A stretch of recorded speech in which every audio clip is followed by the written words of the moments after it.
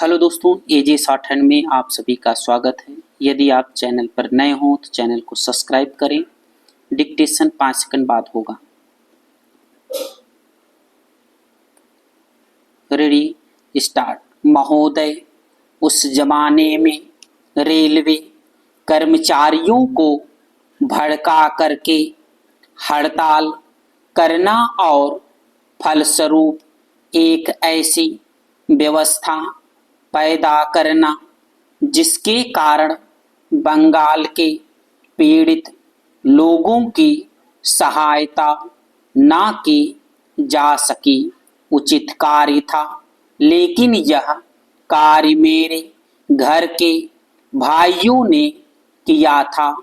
मेरा कहना है कि केवल उपदेश से काम नहीं चलता है।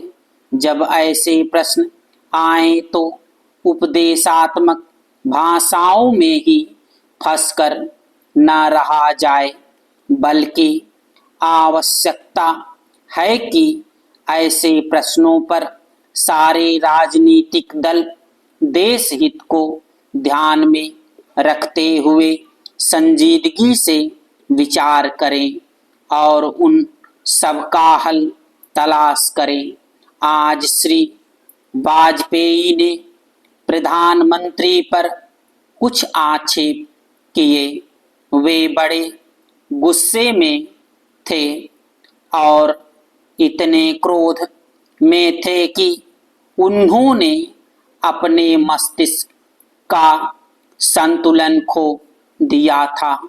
उन्होंने आरोप लगाया कि सरकारी कर्मचारियों के प्रयास से बड़ी बड़ी सभाएं की गईं।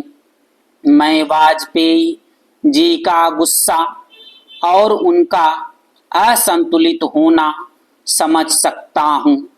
उन्होंने यह भी कहा कि प्रधानमंत्री जी ने इन चुनावों के बीच अपने भाषणों में जनमानस को ऊपर उठाने की कोशिश नहीं की, मूलभूत प्रश्नों को देश के सामने रखने की कोशिश नहीं की और आज जो राष्ट्रीय दिक्कतें और परेशानियां हैं उन पर जनता को शिक्षित करने की कोशिश नहीं की।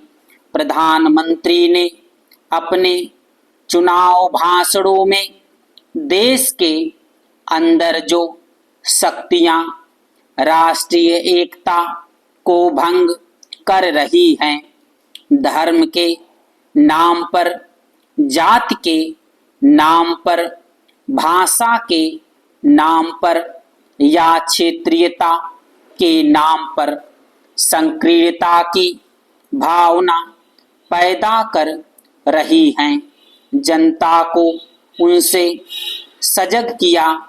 प्रधानमंत्री जी ने इस बात को अनुभव किया था कि उत्तर प्रदेश, बिहार और उत्तर भारत के समस्त हिंदी बोलने वाले इलाकों में जनसंघ संकीर्णता की भावना का प्रचार कर रहा है।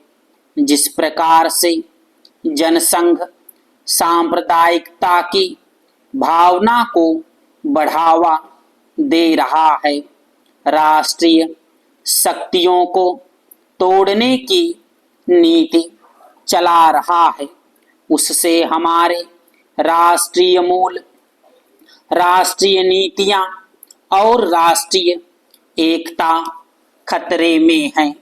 इसलिए प्रधानमंत्री ने जनसंघ के ऊपर इस बात का प्रहार किया था कि वह सांप्रदायिक शक्ति है और उससे जनता को सावधान हो जाना चाहिए।